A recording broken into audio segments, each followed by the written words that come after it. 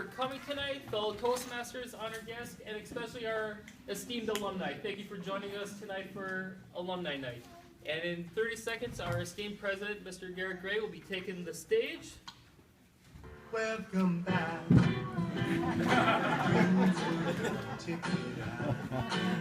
Welcome back to that same old place that you laughed about. Well, the names have all changed since you hung around, but those dreams have remained when you turned around. Welcome back, my friends. Oh, we got Arnold Rorschach. Look, it's still. It's just like a school. Nobody fills up the front row like old times.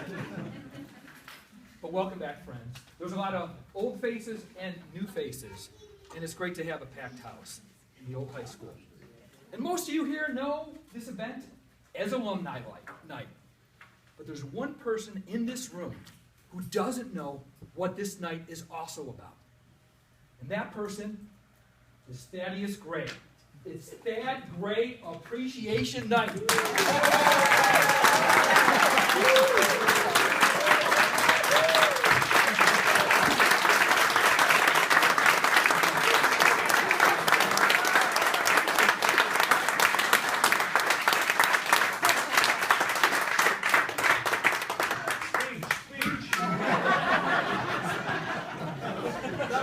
I know you think I perpetrated on you, and I did, man, I did. But with good intent. But with good intent. Because 15 years ago, Thad started this wonderful club. And if you were a Toastmaster in that time frame, Thad Gray touched your life positively. And I want to tell you something about Thad Gray, the Thad Gray I come to know in the 3 years I've been with Lincoln Way Toastmasters. Thad Gray is that constant force that nudges you to be your better self. There's two things Thad Gray does that you can't pay people to do. Two things. And that's to excel and to care. And Thad Gray, you do that both. You excel and care in everything you do. And that's why today, as Lincoln Way Toastmasters president, on behalf of our fine club, I present you a plaque for the 2016 Quintessential Toastmaster Award to our founding father, Thaddeus Gray, for his outstanding commitment to excellence for the past 15 years as Lincoln Way Toastmasters Club founder, award-winning speaker, leader, coach, and friend. So Thaddeus Gray, please come up.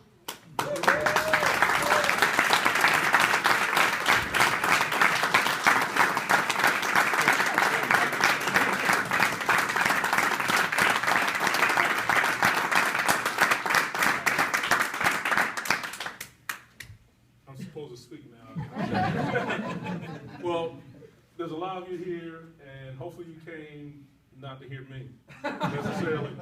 We meet to hear everyone else, but thank you from the bottom of my heart. I'm totally surprised. I knew it was Alumni Night. I knew I would see some, I won't call them old faces, faces I haven't seen in a while. But to get my family to know, and I never had a clue. I don't know how you pull that off, but thanks a lot for coming out. This is the fullest we ever had in this room. So thank you. Toastmasters, she's a published author, and I know from personal experience, a great coach, Renee Peary.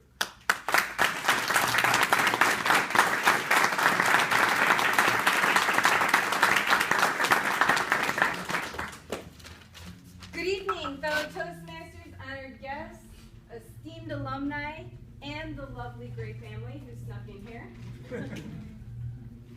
Welcome to our Alumni Night, aka Thad's surprise celebration for having founded our club 15 years ago this month. And it's not just because he founded the club, but because obviously he's meant so much to so many of us. So I only have one word to say to you, Thad. Surprise! And I personally am really glad this day is here because we've had zillions of emails going back and forth, and some said Thad celebration, others would say alumni night, and I thought for sure I'd be the one person who sent something to Thad that said Thad celebration. And then Friday night, we never see Thad around town. My husband and I were at our favorite spot, Lowe's. And from afar, I see Thad lovely wife and mother-in-law, and all I could think of was, run! And he brought this evening up, and I kind of shut it down really quick, because I'm thinking, I can't talk about it, and luckily my husband didn't give it away, because he had no clue you would be surprised. So we were walking away, and he said, I was going to say something, but does he know? I'm like, oh, thank you. So close. I just wanted to take a couple of minutes and tell you something that I know for sure about Dad. Dad is like magic. Why is he like magic, you ask? Good question. Like magic, when we forget to put the sign-up sheet out for guests, Dad has it put out. Like magic, when there's a role that needs to be filled here at Toastmasters in a meeting, Dad takes that role. Like magic, if we have a contest and nobody wants to represent us, Dad happens to have a speech in his back pocket and he represents us.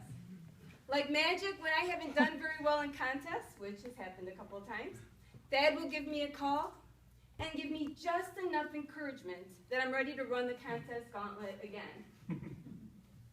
For 15 long years, Dad has been creating magic by supporting, encouraging, and some will say slightly pushing, others will say shoving, us to be our best in learning and growing here and our communication and our leadership skills. I would have pooped out in 15 years. I don't know how Dad has continued. He's very dedicated and committed to this group. One of the best things I've learned about Dad is his leadership style. Dad might tell you he doesn't have a leadership style. And I agree. Dad is being Dad. Someone who quietly and without pomp and circumstance helps other people. His helping others isn't about his ego or any hidden agenda. He's not looking for a pat on the back or an award or recognition of any kind. It just comes from who he is innately. Someone positive, kind, supportive, and giving. Giving from the heart. Dad this evening is all about celebrating you and making you take that pat on the back, whether you like it or not, because we all are here because we appreciate you. Now we have a stellar lineup tonight, and I'm very excited about. First, we're going to start with our invocation and pledge. John Schultz is pretty new to our club here, and I don't know, he's only been here a few months, and I think he's done this role about 4 or 5 times now, right? Only twice? Come on up, John.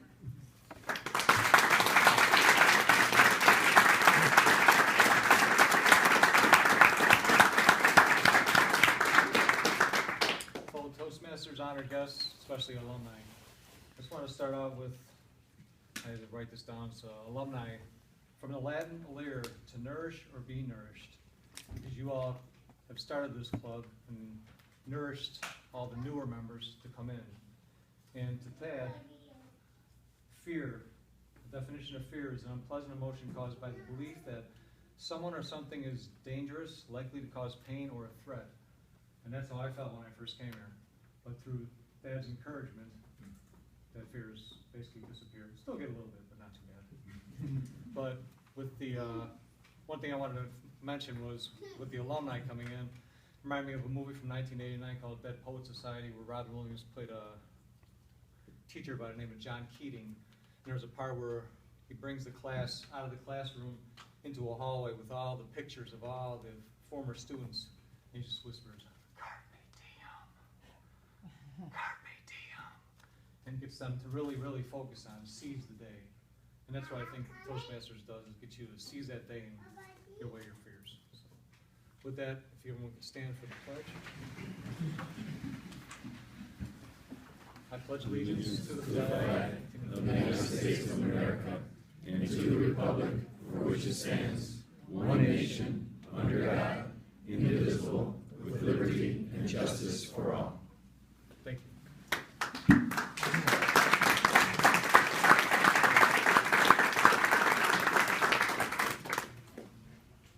Our next member to come up will be for our toast, and Arun, who just rejoined us about a couple of months ago, he's going to give us a toast for the evening.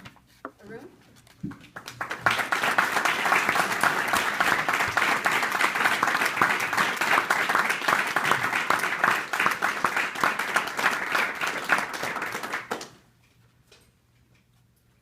Talk about no pressure.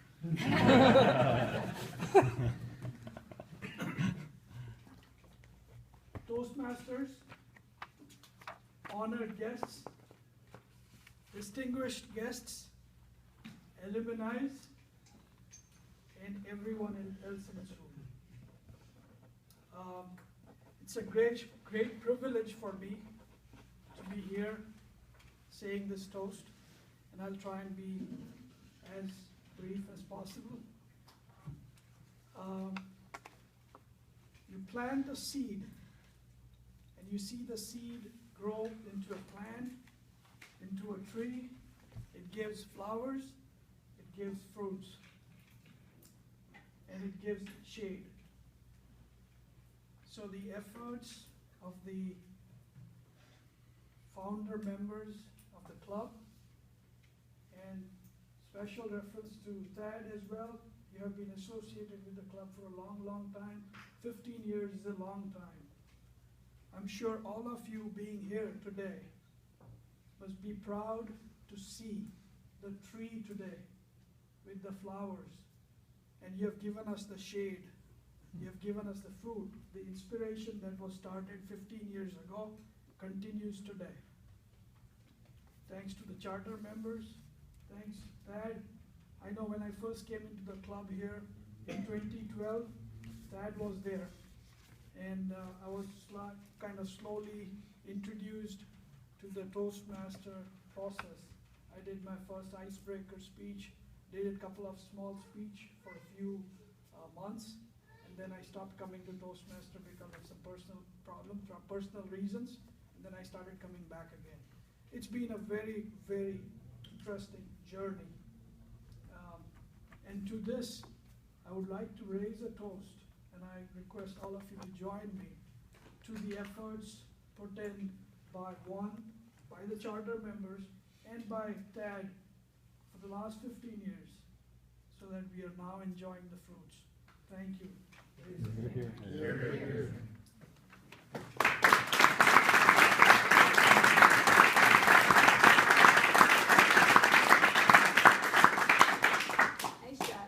Next, we are not getting away with not having an icon or grammarian for this evening.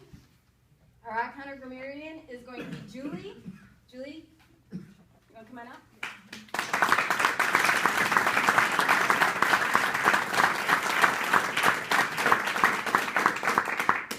Tonight my role is to count the odds, the ums, the so's, the buts that kind of join your speeches along. But I'm pretty sure amongst the people in this room that my job's probably going to be pretty easy this evening. And even for the newer guests that's come, it's good to see them come along. Essentially, that's what I'm here for.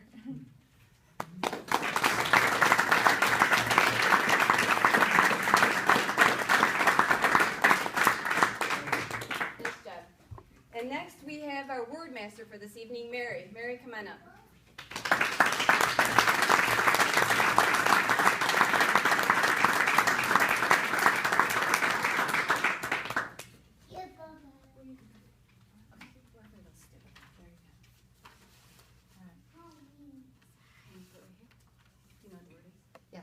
The word is, thank you everyone, the word is acclimated, to become accustomed to a new climate or new conditions.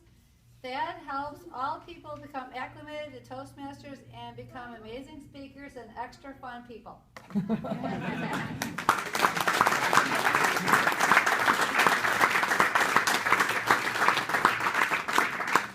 Nice job, Mary. Now that's a word I can use.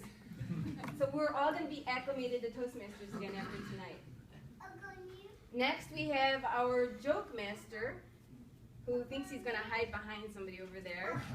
No getting away, Quentin. Quentin James, come on up.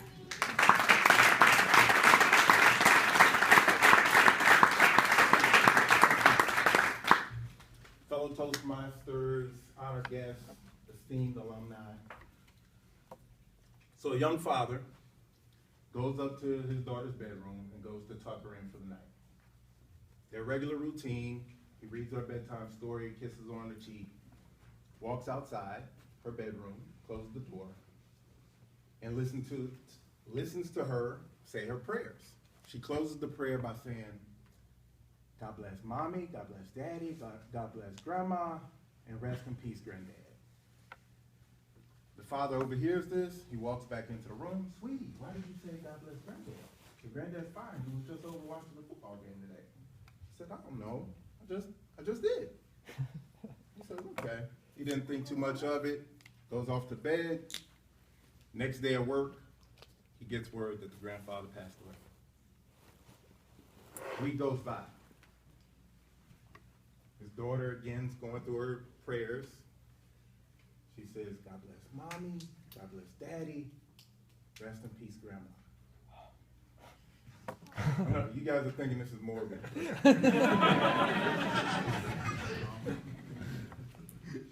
So he thinks, should I go back in? Should I say something? He's like, no, this is silly. Certainly there's just coincidence. My daughter has no ability to predict the future or anything like that. So he doesn't think anything about it. Goes off to bed. Next day at work, gets word grandma passed away. So a month goes by, and she's saying her prayers. God bless mommy, rest in peace, daddy. His heart drops. He can't get a wink of sleep that night. He goes to work the next day. He's absolutely horrified. His daughter's 2 for 2. She's batting 1,000. He thinks to himself, if I just lock myself in my office, eat lunch at my desk, I'm going to stay here until midnight. Everything will be okay if I just do that. If I could just make it to midnight. So he does that. He's in there, watching the clock every 5 minutes. Clock hits midnight. Huge weight lifted off of his shoulders. He goes home. His wife's sitting on the couch. Where have you been? Sweetie, I've been at work. I had the worst day. Let me tell you. She said, stop. You think you had a rough day? I go to the front door this morning, and the mailman dropped dead.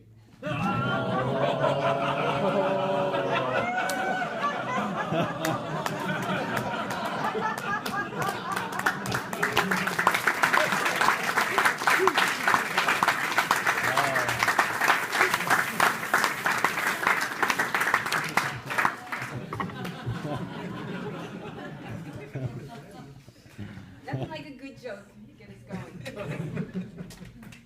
And then last but not least, I'm going to introduce Valerie, who will be our timer for this evening. Valerie? Thank you. I will explain the role from my seat if you don't mind. I am going to be the timer this evening because oftentimes we are called upon to give speeches and we have limited time. We want to be respectful of our audience. This evening, however, I am going to time because these presenters have a particular speech that they're doing and it has a certain amount of time that's being allotted for it. So for Garrett's speech, he has 10 minutes. That's right. And he will get a green light at 7 minutes. Then he will get at 8 minutes the yellow light, and at 10 minutes he will get the red light. At that point we will have 30 seconds to wrap it up. And for the other speaker this evening, Hayward, he's giving a 7-minute speech, which means that he has the green light at 5 minutes. At 6 minutes he has the yellow light, and at 7 minutes he will be given the red light. We have a table topic presenter this evening. Table topics is to last 7 minutes. So at 5 minutes, again, the green light, the yellow light at 6, and the red light at 7. We do use the timer for our evaluators as well. Evaluations are 3 minutes. So for the first evaluator at 2 minutes, it'll be the green light, 2.5 minutes the yellow light, and 3 minutes the red light. That will be for evaluator 1 and evaluator 2. The eye counter report will be 2 minutes, and the timer report will be 2 minutes. And Thad's report as a general evaluator will be 3 minutes. But since he's the guest of honor, he can talk as long as he wants. Thank you. Thank you, Valerie.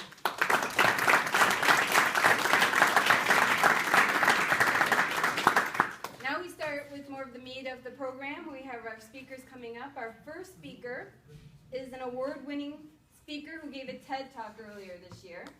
Today, Garrett is giving his rough snippets of his 15-minute TED Talk to debut in October at the Tinley Park Public Library. Life lessons I learned from my cat, Mr. T. Garrett wants you to focus on the content of the speech, as it is still a work in progress. Please fill out the forms to give Garrett feedback. I think there's a form at every chair. If you don't mind filling it out for him, it will just help him with his speech the next time. Thad Gray has been instrumental in Garrett's success as a speaker. So if today you don't like what you hear, it's Thad's fault. Here's Garrett Gray, Life Lessons from My Cat, Mr. T. Garrett.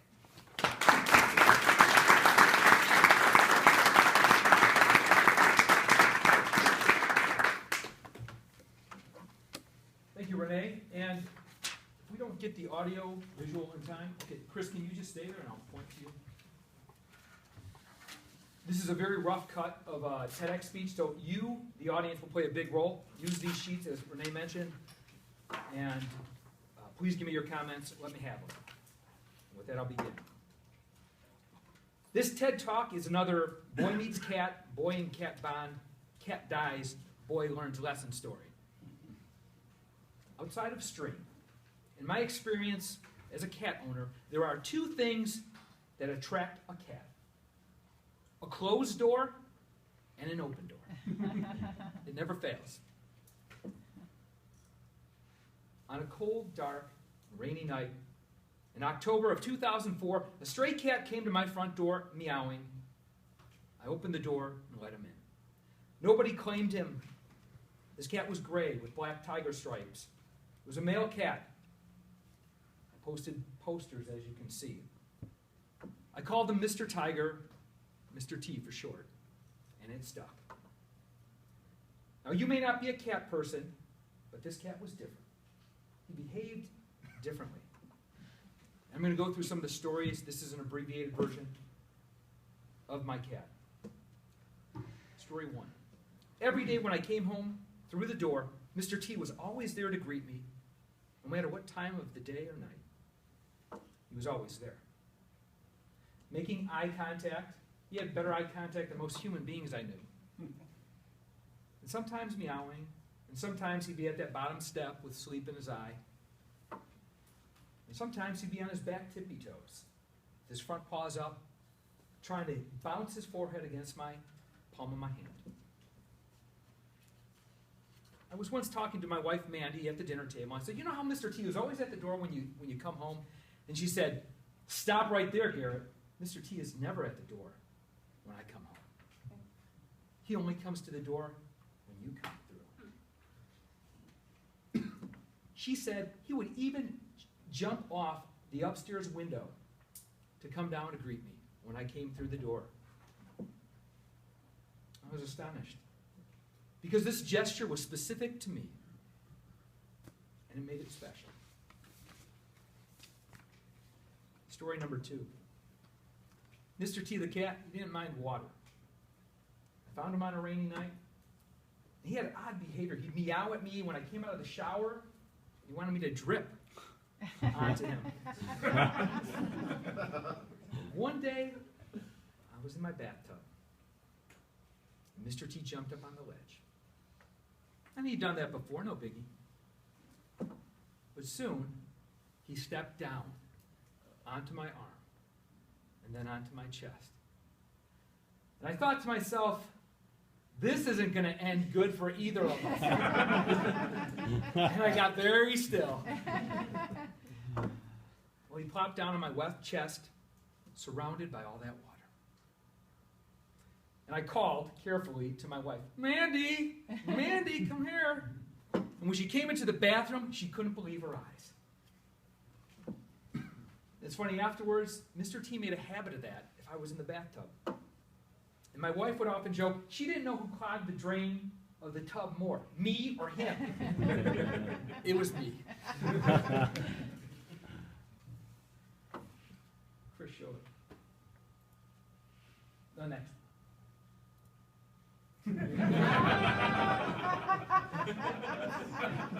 He helped me out on a gag photo. He does his own stunts, no Photoshop. I don't know if everybody can see it, but a cat that would walk on your chest, surrounded by all that water, told me one thing. He trusted me.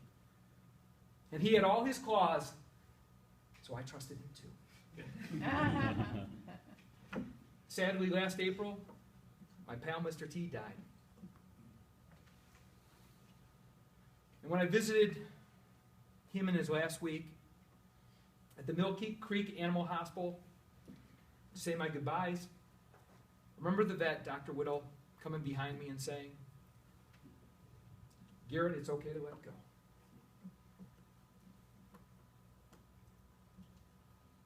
But I've come to a realization that it's okay to hold on. You see, this cat had a strong presence in my life. A year and a half later, after his mind and body were both gone, his big spirit still remains in my heart. I'll never let go. I'll always hold on. And that's how a cat positively affected my life. And Mr. T was just a cat. But if a human being can connect on a level with something so different as another species, I ask you today, what's possible? What's possible with how we connect with our fellow human beings? Admittedly, you may have your biases. You may not be a cat person. You may not like cats at all. But amazingly, my anti-cat friends, they liked Mr. T. They said he was like a dog. But you know, Mr. T, he didn't bark. He didn't fetch the paper. I never once walked him. He was all cat. And a cool cat at that. He was just himself.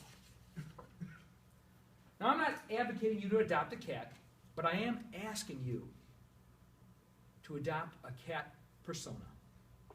And by cat, C-A-T, I mean the following. The C stands for contact. By contact, I mean being physically present and available. Having regular contact with the people in your life. Being around in one's life, being close at hand, cannot be overstated. When you spend the time in the presence of others, you share the most precious commodity of all, your time. What is a moment in time? A part of your life. The A stands for attitude. It's not enough to be physically present. You must be mindful as well. How many times do you see the people looking in their phones, totally disconnected from you, and they're standing 1 foot from you? Well, Mr. T, the cat, would stop whatever he's doing. Even looking out the window. The cat equivalent of playing with the iPhone. Just to greet me at the door every day. And that was cat speak for hello. I missed you. I care about you. And it was an everyday thing. Sometimes we take every day for granted. Before he died, every day when I would come through that door, Mr. T never missed me. And now that he's gone, every time I come through that door, I always miss him. Take a moment to disengage from distractions. Mindfully engage those in your life. Do the little things that tell them, I care about you. Every day. The T stands for trust. Be open to the opportunity to trust somebody. It's easy to say, but it's hard to do. Because trust is risky business. There's no guarantees. There was no guarantee that Mr. T wouldn't get submerged in the water when he got on me in the tub. There was no guarantee his claws wouldn't eviscerate my bare skin.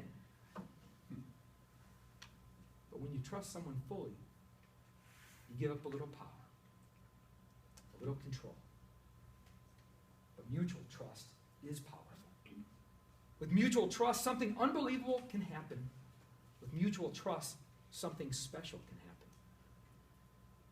Mutual trust is cooperation, not competition.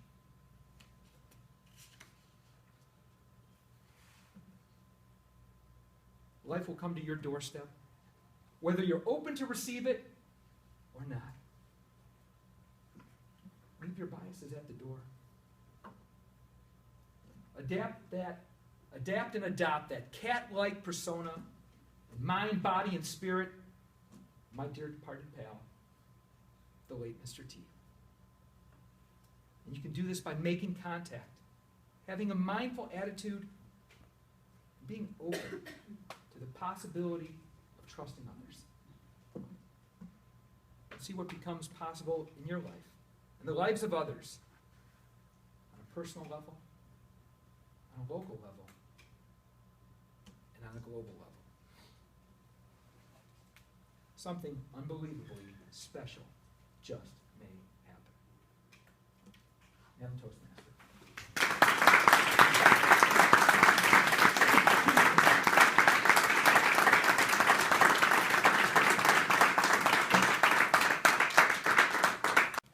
Nice job, Garrett. As you can tell, Garrett is a very accomplished speaker here at Toastmasters. And if you ever want to hear one of his TEDx, he did a TEDx speech last year. And it's posted on our Facebook page, our Lincoln Way Toastmasters. And I'm sure when he gives it in October, we'll be able to post that one as well. And the feedback I got from this club was instrumental in the success of that speech. So please give me the good, bad, and the ugly. We have another wonderful speaker for all of you tonight. Many of you know this speaker. His name is Hayward Suggs.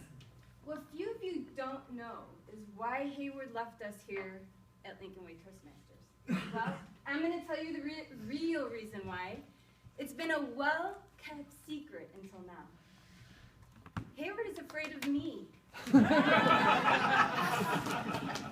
know, when I was giving speeches when he was here, words were flying around like epic and world-renowned, and Hayward couldn't take it anymore. It didn't scare him that he went to Toastmaster International World Championship of Public Speaking 3 out of 4 years. That from a field of 30,000 plus competitors worldwide, he finished in the top 100 twice. It didn't scare him that he was the champion speech evaluator and impromptu speaker for table topics, or that he's a certified coach. That's scary all by itself. Under the franchise World Class Speaking, founded by Craig Valentine and Mitch Meyerson, and he's also co-author of the book World Class Speaking in Action, 50 certified coaches show you how to present, persuade, and profit. Also by Craig Valentine and Mitch Meyerson. Hayward has given also a lot to us in Toastmasters. He's been a keynote speaker at many events. Now you know the reason why Hayward has disappeared, but we made him reappear just for tonight and just for that. Please welcome Hayward Suggs.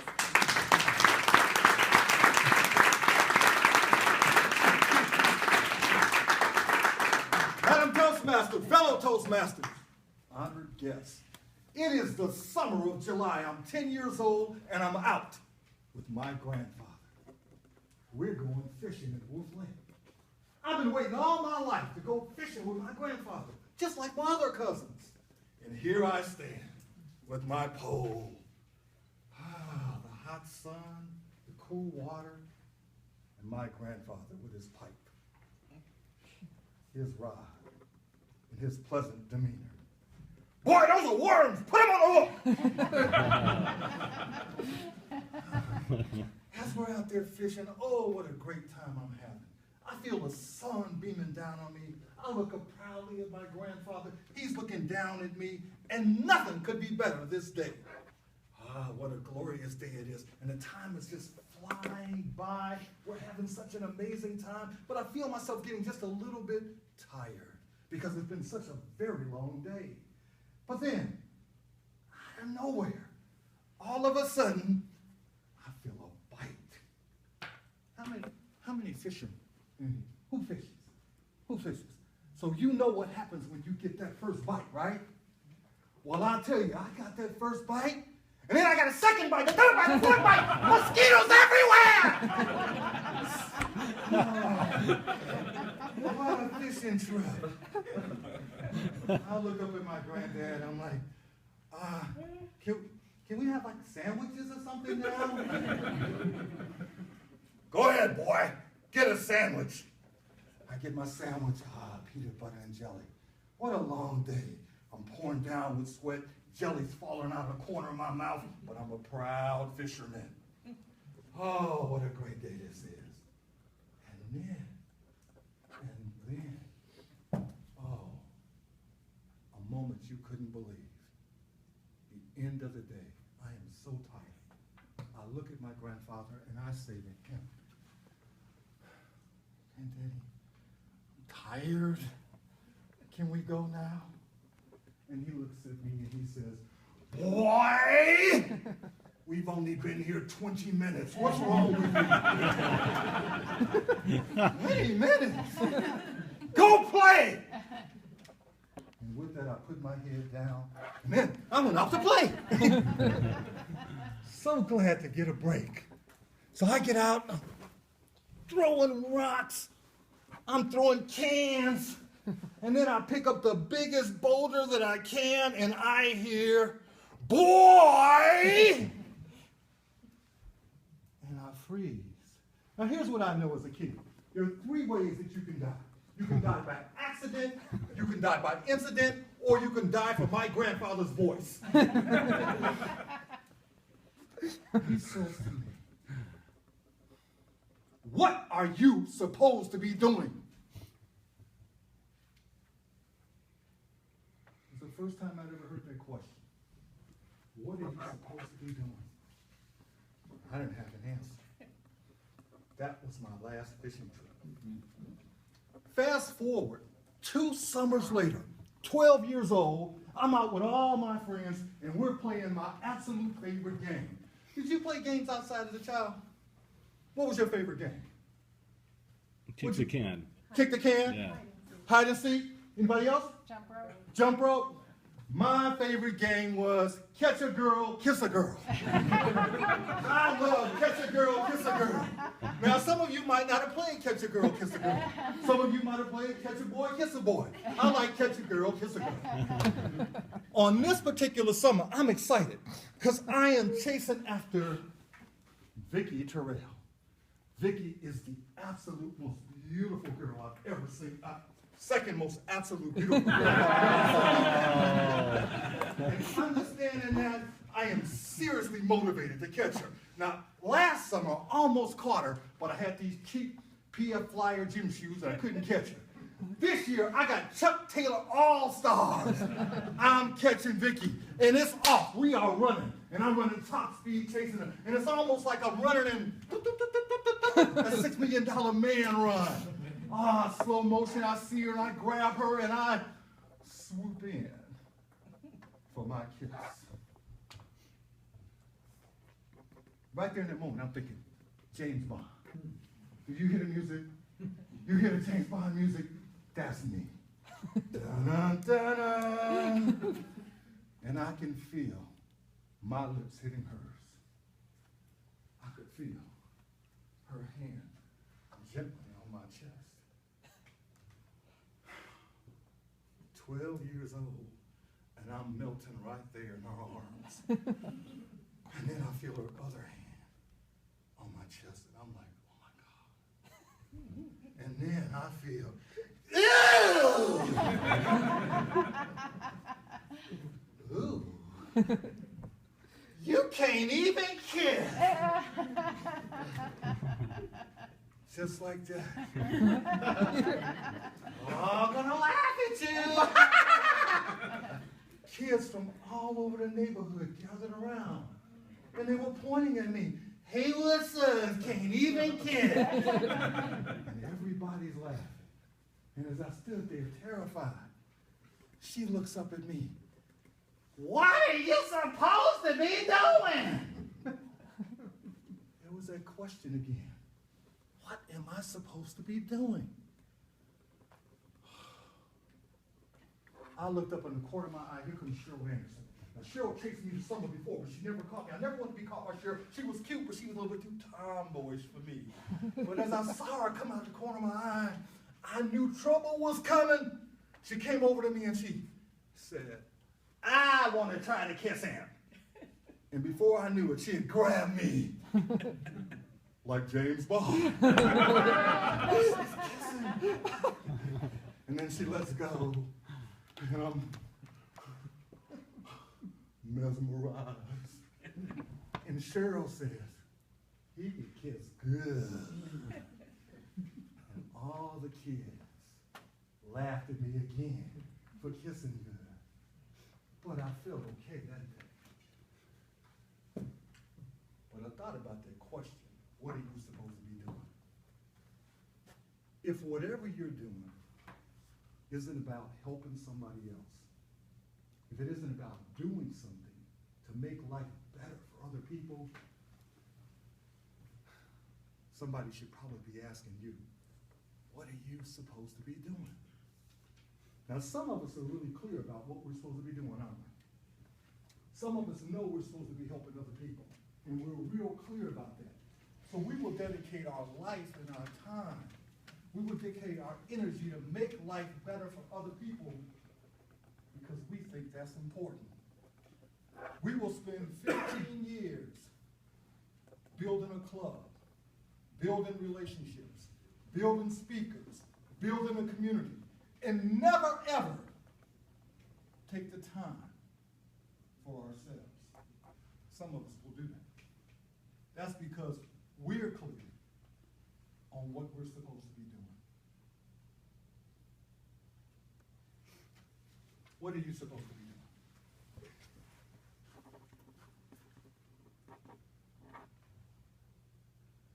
Now, you may be thinking to yourself that Thad Gray is perfect. See a couple of hands. Last summer, David will tell you, last summer we had the opportunity to hang out with Thad for a little bit. And the music came on, and Thad started dancing. Toretta came up. She said, what are you supposed to be doing? Thad said, I'm doing the nae-nae. He said, Thad, that's a no-no. Even Thad's not perfect. What am I supposed to be doing? Calling up Renee Perry. Madam Toastmaster.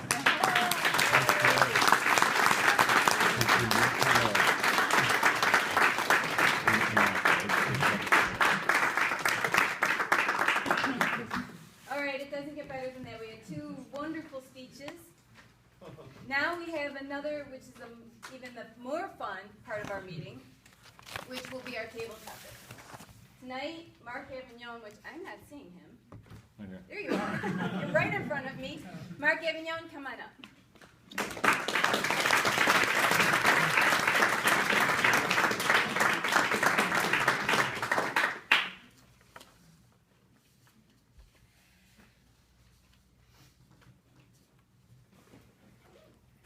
Fellow Toastmasters and honored guests, now is the favorite part of the meeting. I'm sure everyone's looking forward to this part. This is table topics, which I'm sure most of you know about. It's a 1 to 2 minute chance to speak up here, and you have to answer a question that I'm going to come up with. And I'm urging, unfortunately we got a lot of people here, so I'm not sure if we'll get to everyone. We're going to try to get to as many people as we can, so if we could kind of keep our speaking to a minimum, that'd be great.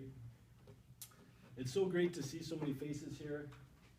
It's brings back a lot of memories. I've been in the club now for almost 10 years myself, and I know many of you guys sitting here, and it's so wonderful to see everybody come out. Thad started this club 15 years ago because he was having trouble making friends. I'm sorry, to become a better public speaker. I'm sorry. But look how many friends he actually made in this room. Isn't it unbelievable? I still remember my first Toastmasters meeting. It was here at Lincoln Way. It was in one of the classrooms, and one of the first people to greet me was Thad. And he was so warm and welcoming, and I knew that this was a club I wanted to belong to. And here I am, almost 10 years later. I've never looked at another club. I'm living 40 minutes north now, and I still try to get out here as much as I possibly can. So I'm going to make this very easy for everyone tonight. Fortunately, I'm going to come up with the questions right now. It's 3 simple questions. You could take your pick. So this gives everyone plenty of time to think before they get up here. I know that kind of ruins the fun a little bit. The first question is, share a story about Thad. Just talk about an instance when maybe he touched your life or a funny situation here at Toastmasters. Number 2, tell us how Thad has inspired you at Toastmasters. And finally, question number 3, if you're a first-time guest and don't know Thad very well, tell us how important it is to have a mentor or a role model in your life. So everyone is prepared with those questions, and I'll give you guys even a couple more minutes to think about this because I wanted to tell you guys a little story about Thad. I've been here, like I said, for quite some time, and I've participated in many contests, and Thad has actually nudged me along through many of those contests. I know for a fact I wouldn't have done nearly as many if it wasn't for Thad pushing me along, and I want to thank him for that. But I remember many trips we had to take to Waseca. And this is like 2 hours south in central Illinois, population of about 20. And it was an early risers club out there, so we had to wake up extra early, get down there, make sure we were there in enough time. So we had a carpool. Because 2 hours, it would save a lot of time, and we would have 2 cars. And Thad would always end up driving one of the cars, of course. And one thing I know for sure is that if you were driving down with him, there's a chance you weren't driving back with him. Basically, you only rode back with Thad if you're a loser in the contest.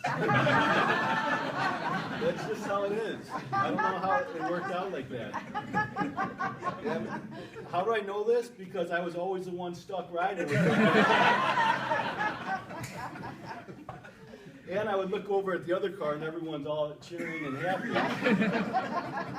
But that's exactly my point, is when I got out of that car back home in Matson, when we picked up my car, I felt so much better. I felt like $1 million. And it was Thad who was there for me throughout that car ride. It's like a boss firing you and he's crying during the car. He just makes you feel so good about yourself, and he made me get out there and do the next contest right after that. So I want to thank him for that, and I want to get right moving along with table topics. So I'd like to bring up my first guest. I'm going to just call in some people if everyone doesn't mind. I'd like to bring up David Booth to give a little talk. David?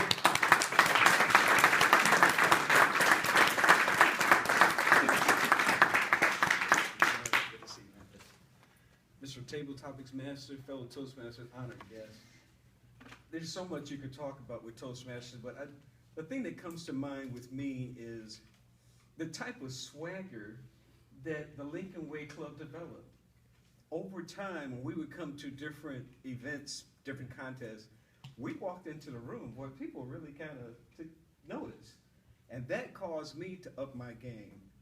And all of that came down to our president. I felt like any success that we had was a reflection of him pushing us. There were different times when I would compete and I felt like I wasn't quite ready to do it. Thad would be there with all kinds of comments, all kinds of recommendations, going above and beyond. And really, that's what a leader does, goes above and beyond. And then the followers are a reflection of that leader. The fact that we're here tonight is a reflection of that leader. And the things that you get from Toastmasters, you can't put a price on it. There have been times I've been in company meetings and a question is thrown out and they want to see who's got something to say, and it's always my hand, wait a minute now. I don't believe that that's what you're saying is right, and let me give you 3 reasons why you shouldn't do that. And then people sit back and they're like, okay, really? You know, because you get that confidence, you get that boldness, and after a while it just takes over.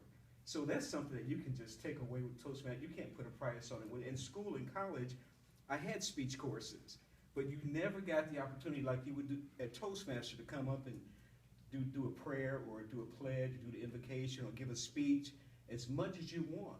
It's really there It's up to you what you want to take out of it, what you want to take away from it.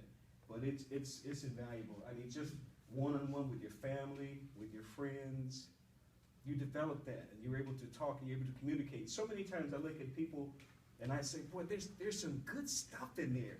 It's like an aerosol can where you lose the top and you can't use it anymore. You know, if they could just get it out. Toastmasters helps you to get it out. Mr. Abigail.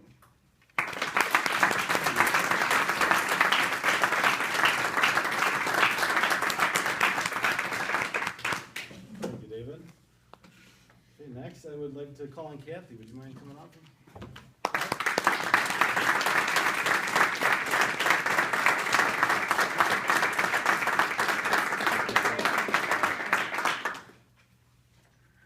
Wow, I am just going to tell you what comes to mind. I do remember my first meeting that I came to. It was in a bank, and Thad was there. He's very welcoming. He's very encouraging for me to join. And then after I joined and became part of the group, there's a certain sense he brings to the group. New people are very important to Thad. He treats everyone like family. And whether you feel it or not, he's pushing you along, encouraging you along in many little ways. I remember him, I hadn't shown up for a couple of meetings. He called me. He called me and said, Kat, how you doing? Is everything okay? I want you to come back to the group. And after time, I realized I had done things I never thought I would have been able to do. I presented all 10 of my speeches. I went to competitions, which I never thought I would do. And it was really just having somebody to watch over you and help you along the way in such a kind way. I think many of us have had people in our lives who try and push and judge you.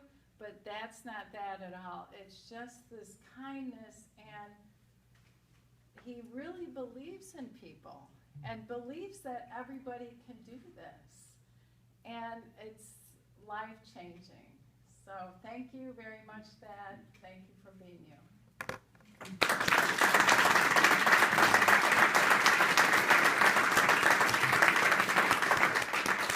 Thanks for that. Mike Pijanowski, would you like to come up? Mike?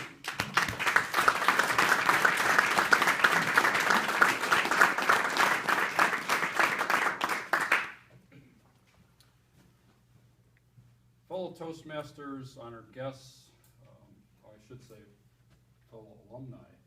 I spent 5 years in the Lincoln Way Toastmasters Club, and it was 5 of the best years of my life. One story about Thad that really stuck out to me was when I was VPE and arranging the outline for the meeting. There was rarely a night where we didn't have a visitor, but there was also very rarely a night where we didn't have someone standing up to give a speech. One night we had no scheduled speeches. We had no prepared speeches for that night. Thad offered to give a speech. So he had one in his back pocket somewhere. And maybe you have all heard this one at some point or another about the smartphones. And you know, about the smartphones, they're not smart, they're dumb. And I just remember the one section of his speech where he said he was in the men's room and he sees these men coming out of the stalls with their smartphones in their hand. And he said, that's not smart, that's dumb. And that stuck with me for years. But the thing that really stuck with me was the fact that this man was prepared. He was prepared to keep this club going, to make sure that we had a full agenda, and I'll tell you, we always started on time. That was something I learned from Thad, and even tonight I looked at my phone when we started, and it was 7:30. And there were many times when it took the last couple minutes to get the meeting together. and we always got it together. This club, as David had said, when other clubs had come to visit our club, they were always walking away impressed. And that's the work of Thad Gray. We give Thad a great hand. Thank you, Thad.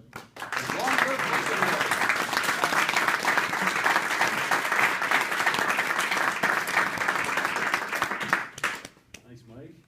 Judy Wilk, would you like to come up and say some words?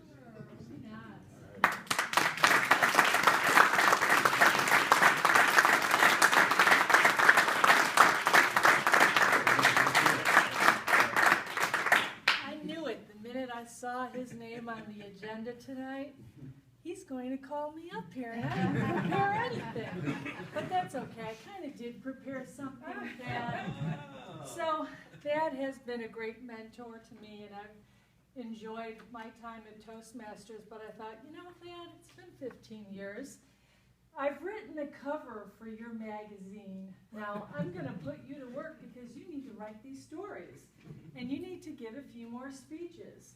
So a few things I thought for Thad, the Toastmaster extraordinaire, that we would just celebrate everything about you in this magazine. And I think that through the years, you've done really well at telling people about body language and the do's and the don'ts. So I would like you to finish up that part of the article, put together your tips, and then also, I would really like to know about your first speech, Thad, because when I joined, you had already given your icebreaker. So we really want to know the inside scoop and how this journey began for you. Even though Mark said you started this club to gain friends, I'm sure there was more to it than that. Which I kind of like that approach, Mark, by the way. I watched the other night a roast, and I thought, maybe they're going to roast that tonight.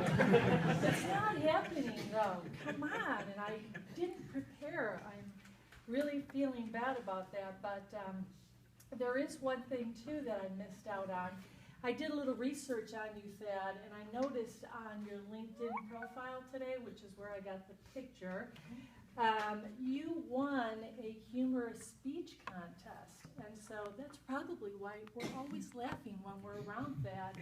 You have this natural way of being humorous, kind, and funny, and it's just off the cuff.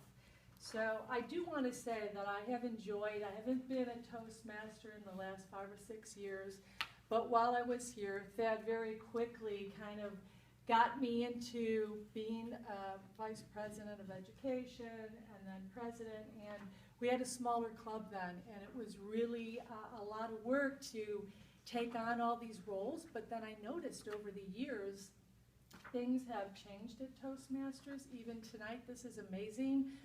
During the tenure when I was involved, I don't think we ever really had that many people here. So there's some magic that you've reintroduced into the club and some energy here and a vibe that is really awesome. So it's really a great honor to be here tonight. And again, thank you, Thad, for everything. And get busy writing this magazine, okay? Good night.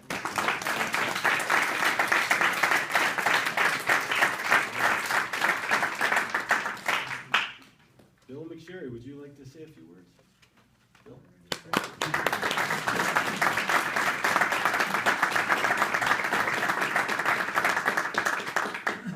Fellow Toastmasters and guests, I have an engineering background, so giving presentations was not my idea of fun. It still isn't, by the way.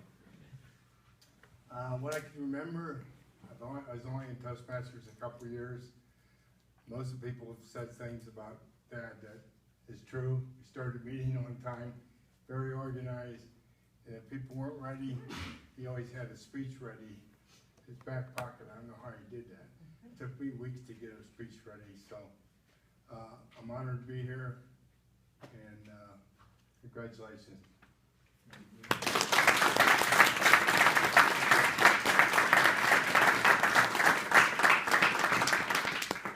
Thank you, Bill. Marcia Johnson, did you want to come up?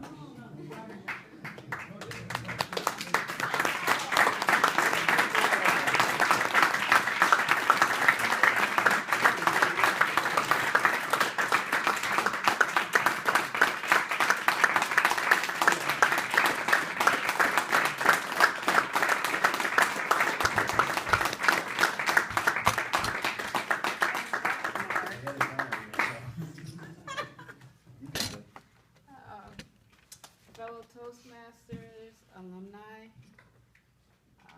I am a charter member, haven't been here for a while, and I am not really basically a shy person. So making speeches, even just to say hi, was not in that was kind of a negative thing for me.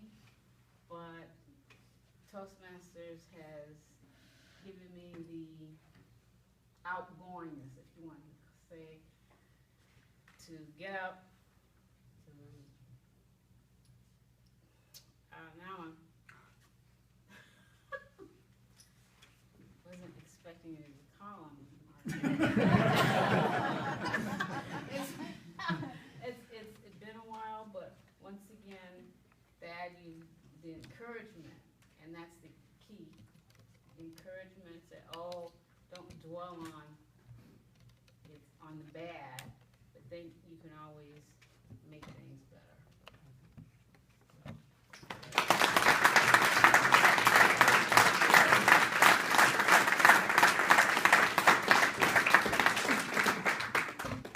Thanks, Marcia. Paula, could I have you come up and say a word? All right, Paula.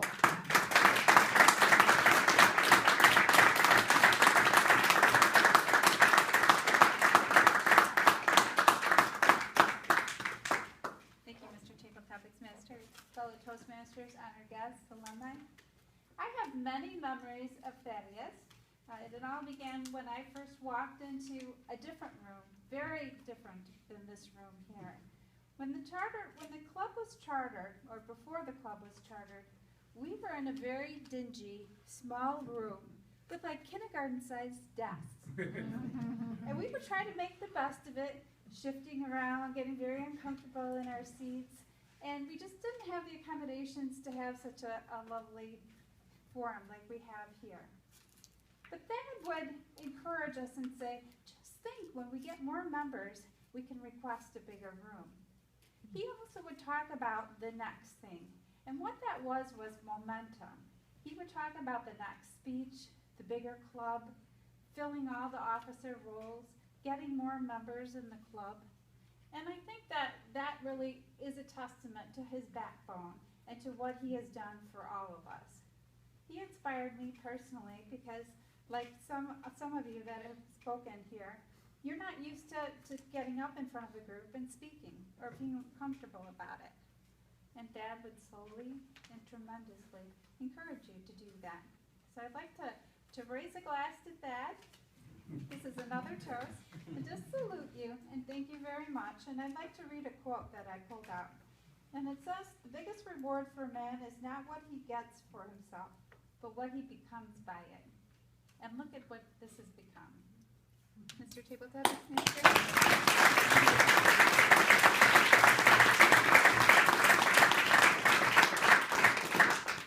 Scott Rosette, can I get you on here to say a few words? Scott?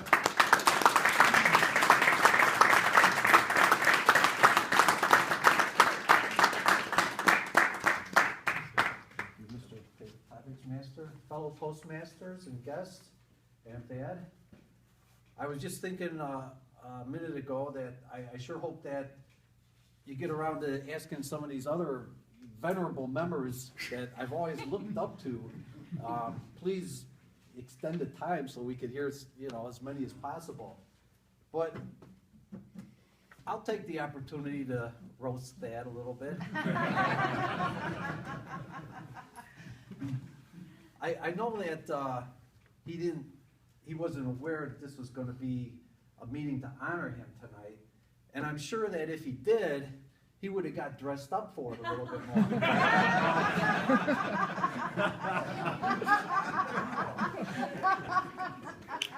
I mean, that looks like an Archie Bunker shirt. It looks like he rolled off the couch from watching TV and hustled on over here so we can get started on time. But that's how Thad is. I mean, he's got a very comfortable look. I mean, he makes us feel comfortable, and I guarantee you that he does know how to dress up. I was very impressed at a competition one time where he was it was a district or something like that. It was a big competition, and he was the I don't know if they called him table topics masters then, or if it was like the MC, but he was in charge of the meeting, and it was like, I was impressed. I mean, he looked like James Bond, you know, like Daniel Craig at the end of that last.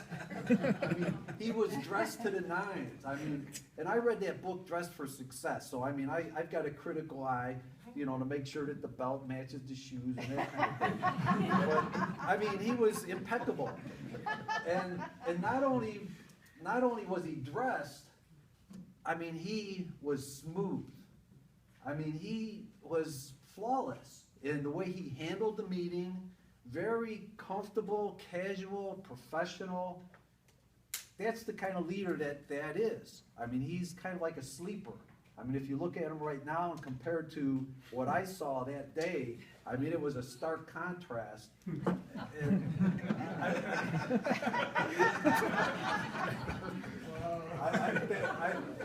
It just kind of came out like that. But truly, I mean, he is that kind of a leader, and I think the results show in the membership of this club. I mean, he's done a fantastic job, and that's why I'm here tonight. I wouldn't miss it. Dad, you're outstanding. I love you.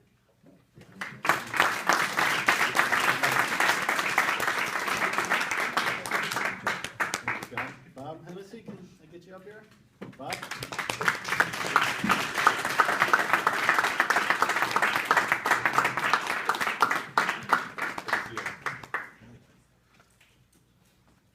Did you guys notice when Marcia came up here, how slow she walked up? It wasn't because she was afraid to come up here. She knows that you'll applaud until she gets to it. You get more applause that way. Whether you're a seasoned veteran or you're a new Toastmaster, you may be thinking to yourself, I don't know how these people do this. I don't think I could get up there and do that. But believe me, it only takes a little time to get acclimated to being a Toastmaster. And when you're in the Lincoln Way Toastmaster Club, you have a head start. Because you got Dad pushing you, pushing you. I'm glad to hear that Dad is still pushing people. And you know why he pushes people to get into these competitions? It's not so that you can become better, it's because he likes the weak competition so that he can win.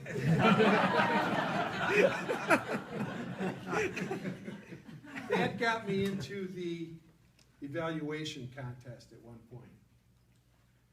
And as it turned out, he was also competing at the same time. We went to one level, we went to the next level, we went to the district competition. And yes, we rode down there in Thad's van. He's a good driver, but man, so slow. We get to the competition and we're competing against each other. And I pulled a dirty trick on Thad. I used his technique for doing an evaluation and beat him in the competition. The reason that I won that competition, I talked about the gentleman who gave the speech that day, and I said, you know, you don't ever want your speech to be like the Chicago Cubs season. And there were a lot of Cardinal fans in the room, because we were in some town where Jesus lost his slippers. A lot of Cardinal fans. So I said, you don't ever want your speech to be like the Cubs, where you start out strong, and then you just sort of fizzle like that.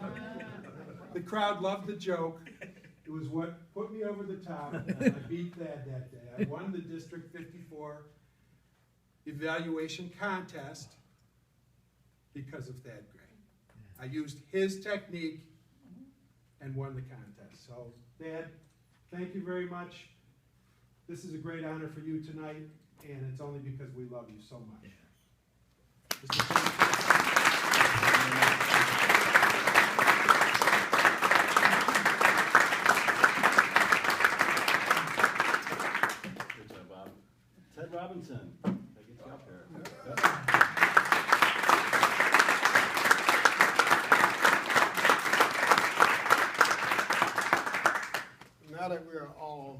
acclimated to this.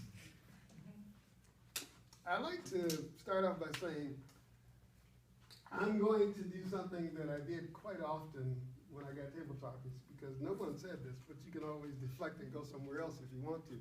But I'm going to still bring it back to that if I can. And when you're given a topic, if you don't like it, just pick something else to talk about it. So I'm going to do that quickly. But I know Thad is a Christian. I'm a Christian myself. But I know that Christianity is built on Jewish roots. And one fascinating man in Jewish history is Josephus. His last name is Flavius. But that's only because he was adopted by the Flavian dynasty. Those were the rulers of Rome at the time, after something significant. And I'll tell you what that was in a minute. But Josephus wrote the Antiquities of the Jews. He actually translated the Bible.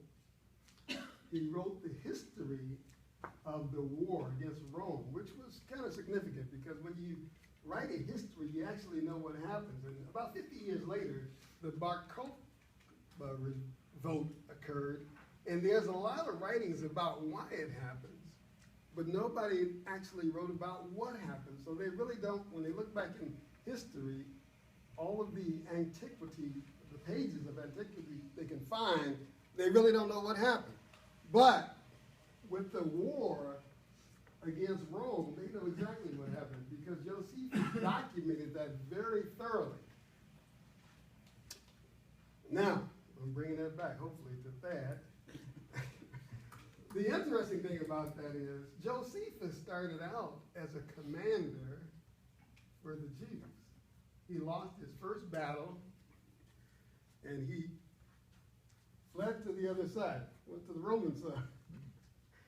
And you think about that, sometimes it takes us doing things, what we might call stretch assignments, to become who we really need to be and who we really are. A lot of historians would look at Josephus and say, well, he was a great man. Whereas people who lived at the time might say he was a traitor. But how much would we have lost as far as the information Josephus was able to provide to us if he had stayed in the battle instead of documenting the battle? So we don't always know, again, where we're going in life, but we need to take chances. That is the kind of guy who's going to push you out there to take those chances. I remember coming here, and I was just like everyone else, kind of hesitant to get up, hesitant to do things. I could never win a contest because I'd always talk too long, and she doesn't have it.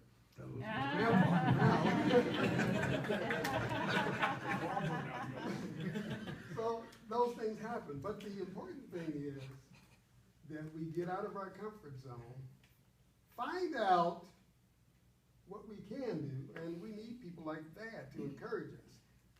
Encouragement enables us to do things we don't think we're capable of. And people like that are those people who get people who eventually do things to do things.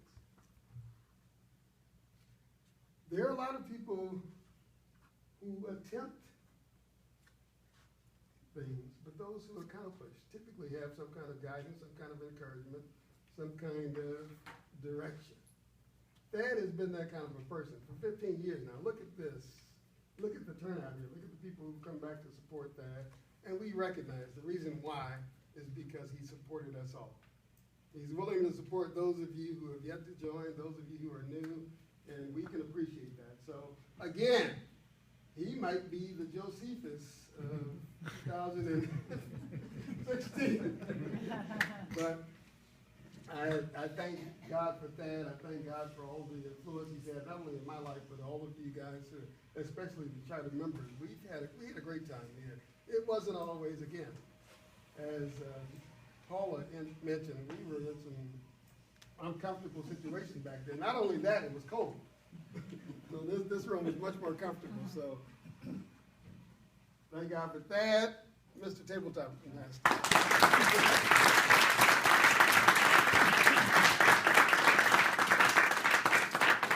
Thanks, Ted. Tom McGowan, Magoo.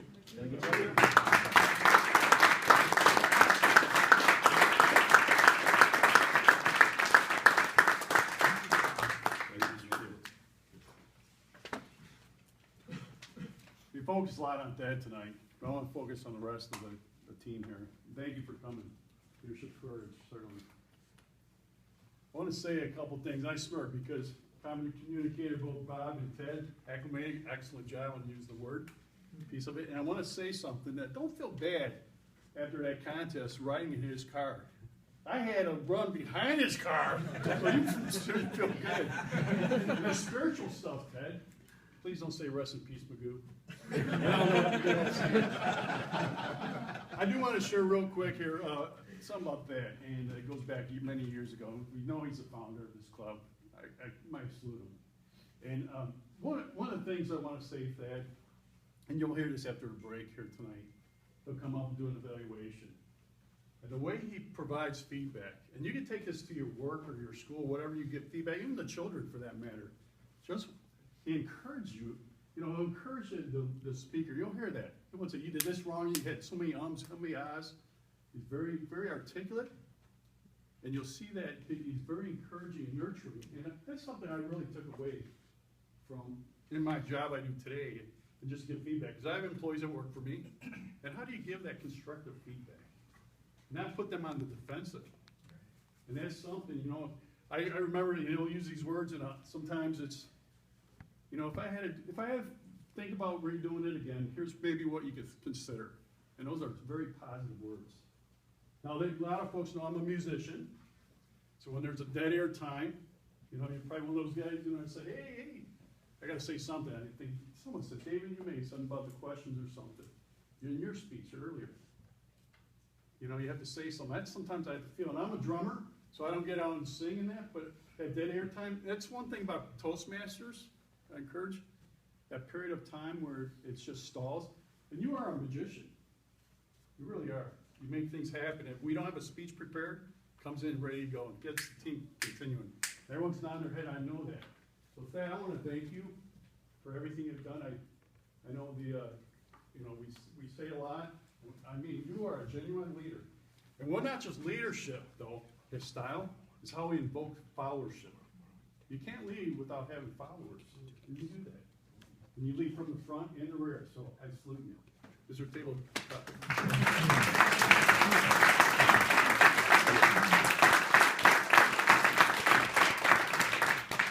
Thanks, Magoo. Larry Tucker. Take a checker.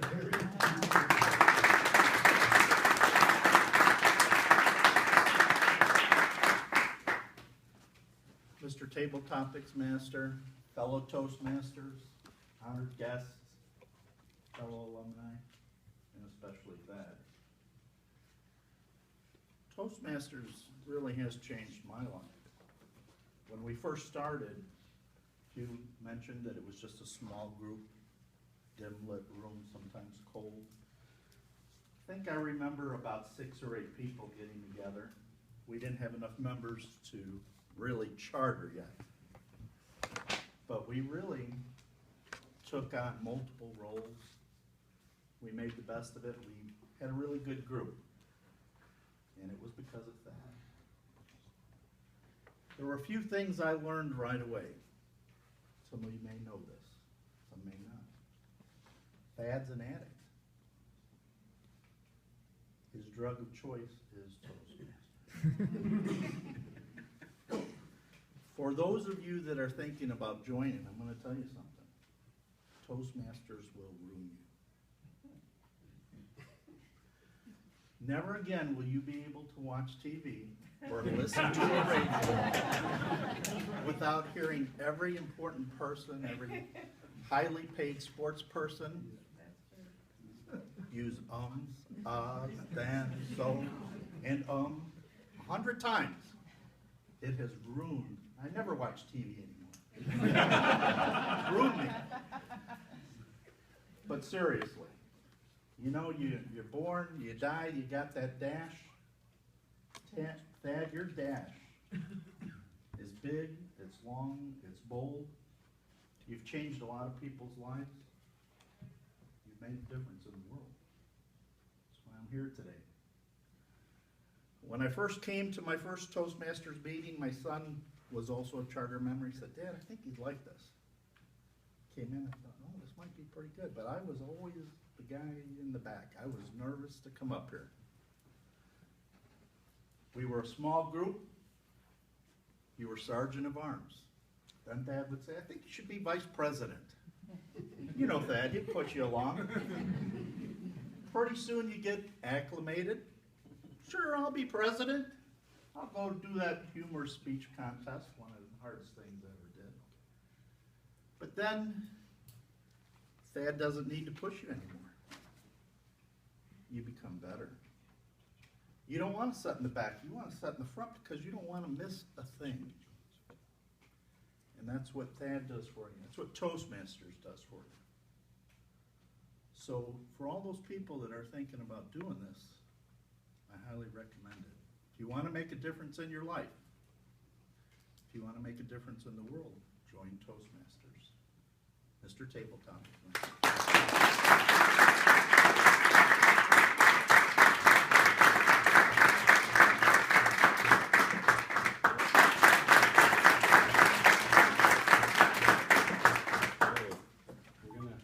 Up fairly soon, and we have time for just a few more. Can I get anyone from Thad's family to come up here and say a few words? Would anyone like to volunteer?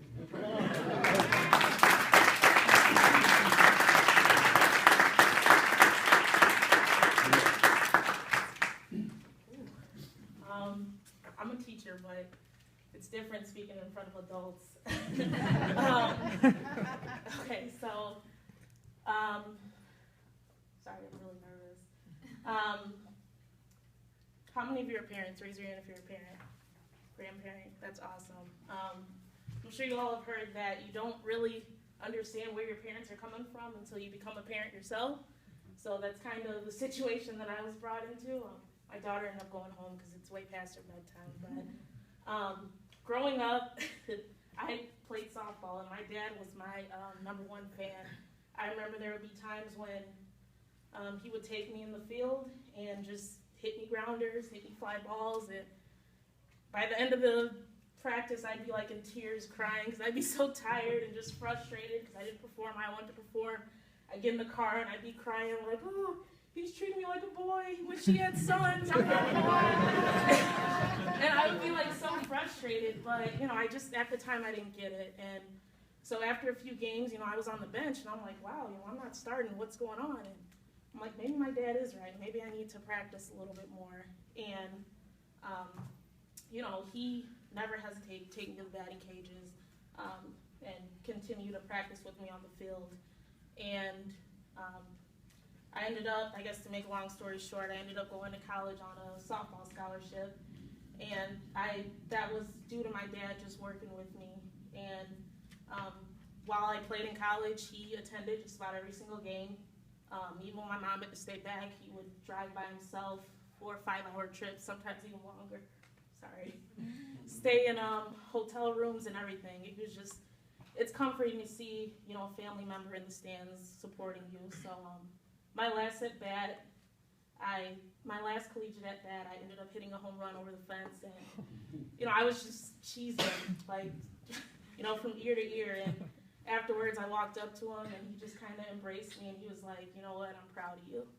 And to me, that meant so much because that was like the ending to our story. So he's been, I've heard a lot of people say he's been supportive, and you know, he's like that here, but he's also like that at home, and I can't thank him enough. So thank you.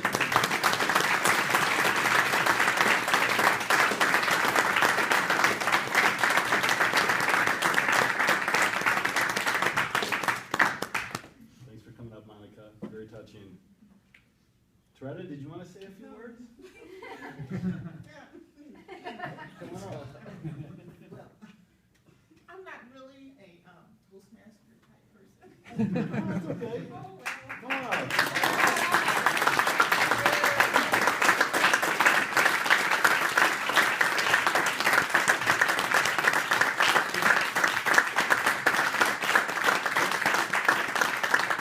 I'll make this brief, but I'll let you know the real deal about him.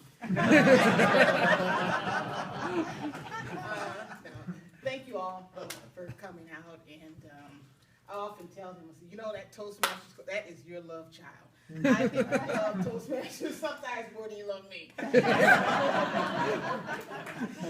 But I can understand why. I mean, he's obviously worked with a lot of good people here, and I can see that. And just like you guys have given him the accolades, the same to you guys. You're a great group of people.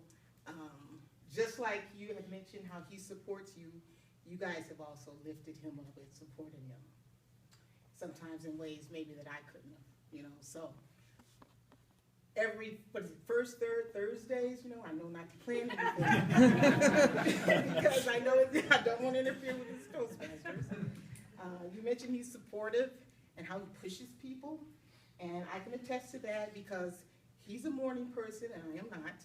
So he pushes me out of bed. It's like, get up, it's time to go to work, you know. So, but he often has joked, and you guys may have heard him say how he would pray and ask the Lord to make him a ladies' man.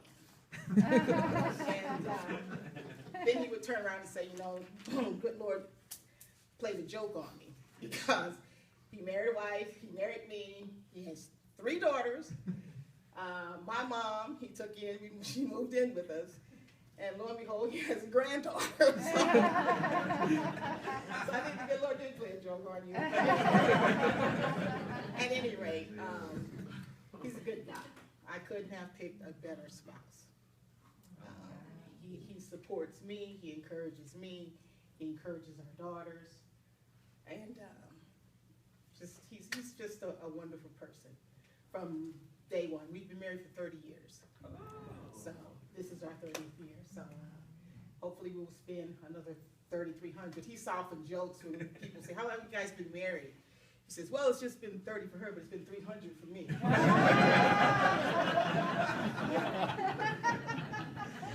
But all is well. We make a great team together, and I love him, and thank you all once again.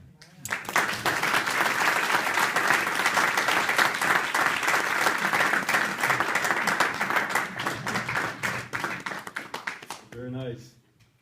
I think Toretta's funnier than you did that.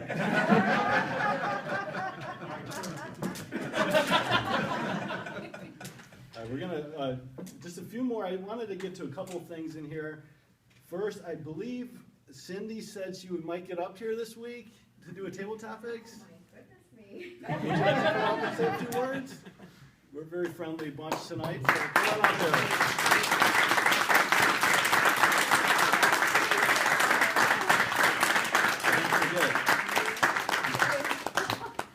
I don't even know what to say. That's a tough act to follow from you guys. I'm planning on joining. I'm not a public speaker. This frightens me. But I can tell you that when I think about that and how you've touched all these lives and made a difference with everybody, I hope to be there someday and be able to speak as well as everybody else did when they get up here. So I appreciate everything you did for everybody, and I cannot wait for you to help me. So thank you.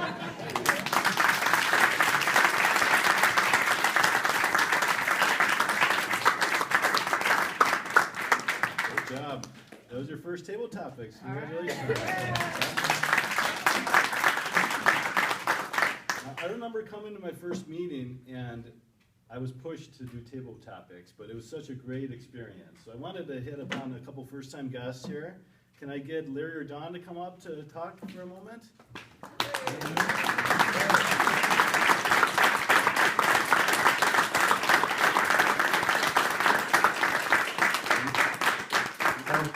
You can tell us about a mentor you've had. I'm gonna tell you about Tad. We go way back.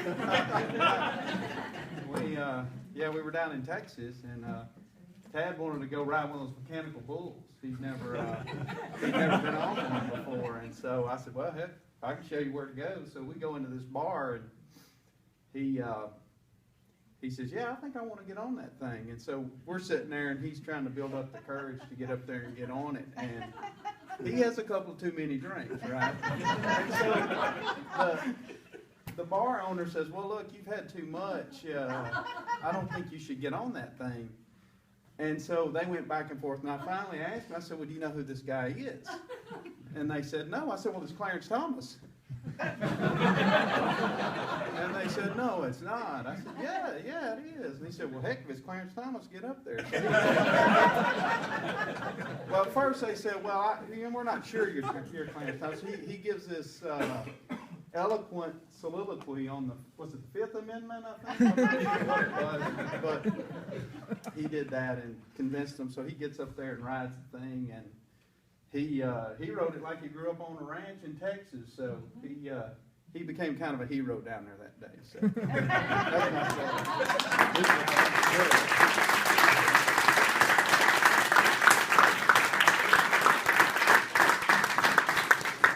my That was really fantastic. Good job. And finally, I have one more question. Actually, two questions.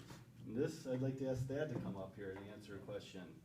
Now, I feel it's only fair. I've given everyone here multiple questions to choose from. I feel I should give Thad two questions to choose from. The first question is, who will you be voting for and why? Or the second question, what does it mean to be a member of this club for 15 years?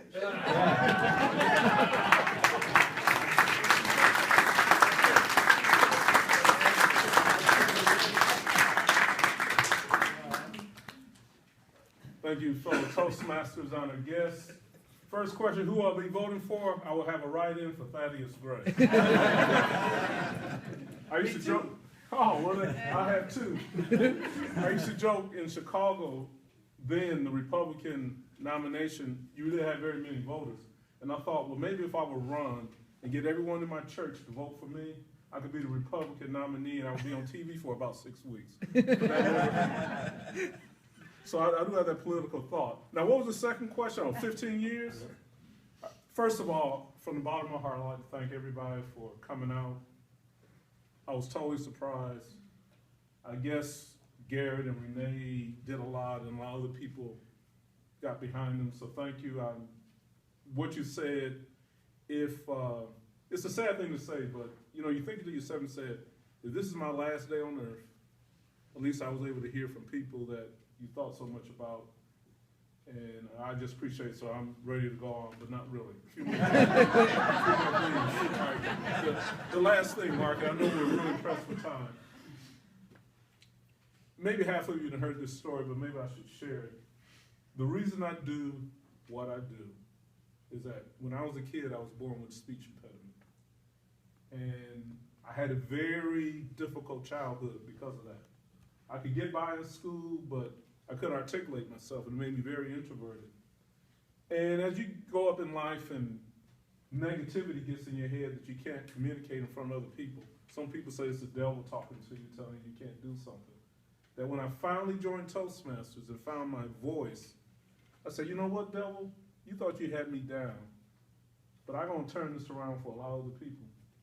So every time I show up at a meeting and I'm able to encourage someone, and there's another person get into a contest, another person can do something on their job that they haven't been able to do before, I said, devil, that's another one. So I'm hitting a few hundred. You thought you had one, and I done brought up a few hundred. So that's why I do what I do. It's me and the devil in battle, and I'm winning battle.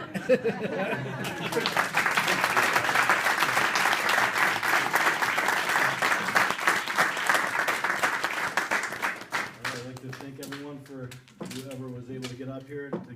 I'm sorry we weren't able to get to everyone. I know we usually like to get to everybody, but unfortunately with the amount of people in the room, we weren't able to do that this evening. But come back to the next meeting and you'll definitely have a chance to speak up here. So with that being said, I'd like to turn this back over to Renee. Right?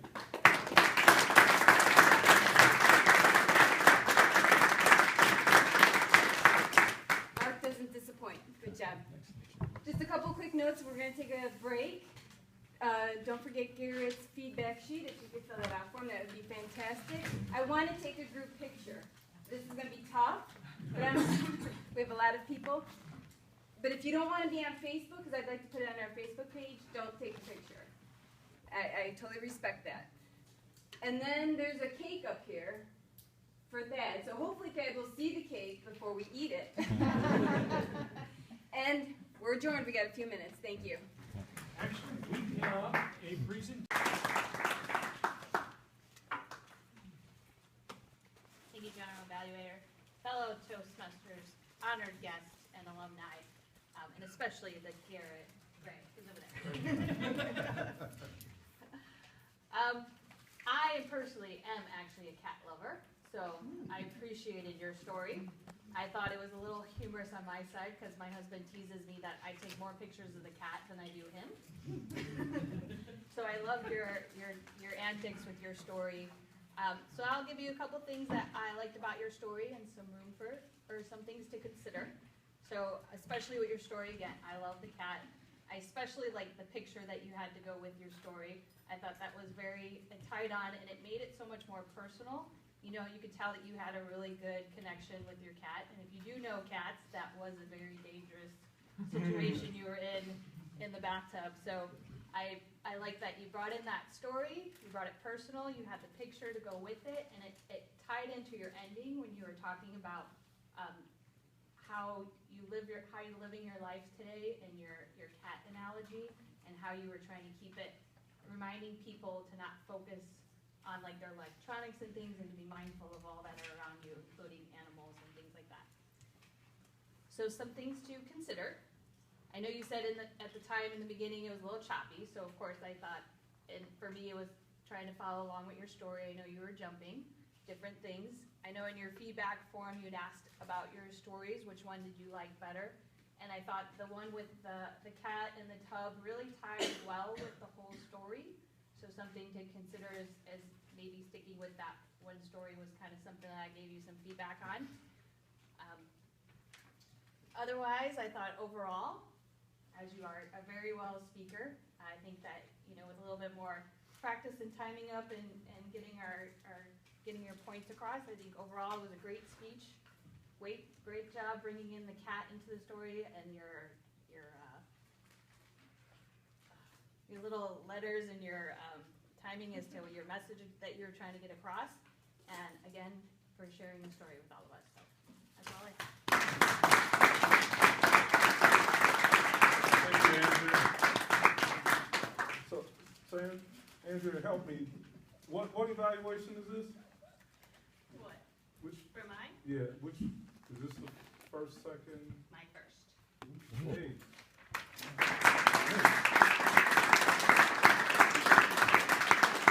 All right, good job. None of you probably, I wasn't even certain.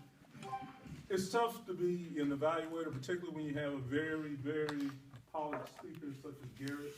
So nice job. You didn't allow that to intimidate you or anything like that. So well done. Our next evaluator, I was a little premature. He will be evaluating Hayward. I will have Rob Whitehead come up with the evaluation for Hayward.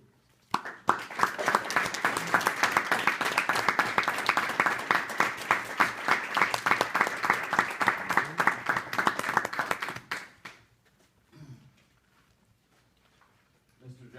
General Evaluator, fellow Toastmasters and honored guests, and especially alumni. Even though Andrea likes cats, I, on the other hand, have never been accused of not knowing how to kiss.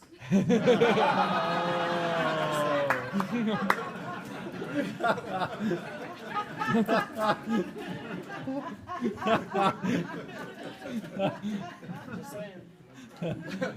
Mr. Hayward.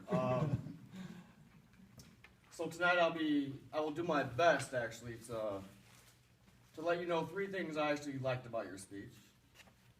And I can only come up with one thing that maybe you need to work on. So, the first thing is your stage presence. I mean, I was blown away. I really was. I've seen you speak before, and it just keeps getting better and better and better. You were just all over. I mean, you ran that way and, you know, all over. And another thing is your storytelling technique. It is, honestly, I admire it because I myself have a hard time telling stories, you know, with dialogue and everything else. It's amazing, absolutely amazing. The other thing I really liked was your message and the way you tied it in with what are you supposed to be doing, you know. It really made me reflect on myself and think, and not only that, it kind of gave me a chill down my spine because I considered it a message directly to myself, you know, from whoever, you know, and so it really made me think. I really liked it, and your humor, just a lot of things about your speech I really loved. And it was kind of tough for me to find something you need to work on. So the only thing that I would suggest is don't be such a stranger.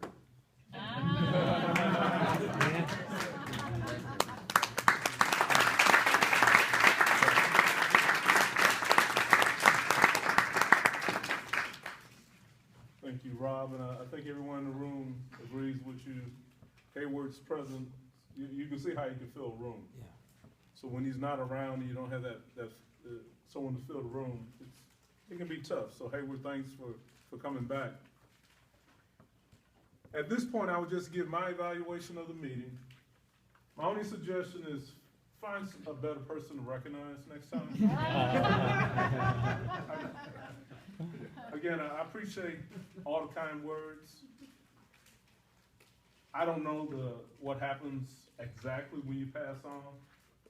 You may not hear anything, so I thank God that somewhere or other, I was blessed with the night that you were able to hear for yourself what people have to say. It goes in line with what Stephen Covey, if any of you ever read the 7 Habits of Highly Effective People, and they say begin with the end in mind, and he talks about a situation where when you pass on, what do you want to hear people say? And once you think of that, then you need to go out and start treating people that way so that they will say that when you pass on. So I just felt that moment there that some of the efforts of trying to help people came through. So enough said, we're 5 minutes over our end time. I would like to, it's Renee that's coming back up. I will have Renee come up with, well, Gary, do you have anything? No, I'm going to forego the final comments for our Toastmaster. Okay, I will have Renee come up for our parting talk.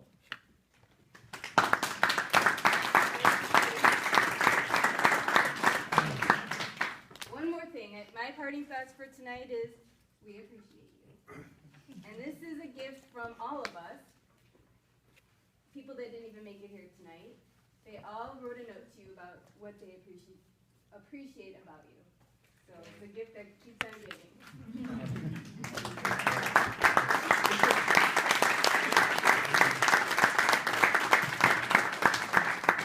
And that's my thought of the day. Thank you to everyone for coming. We are going to take a picture, so if you don't want to be on Facebook, don't come up, but otherwise, please come on up here, and we're going to take a real quick picture of you. Thank you. And feel free to eat more food and catch up with all the friends too, but let's get that picture first.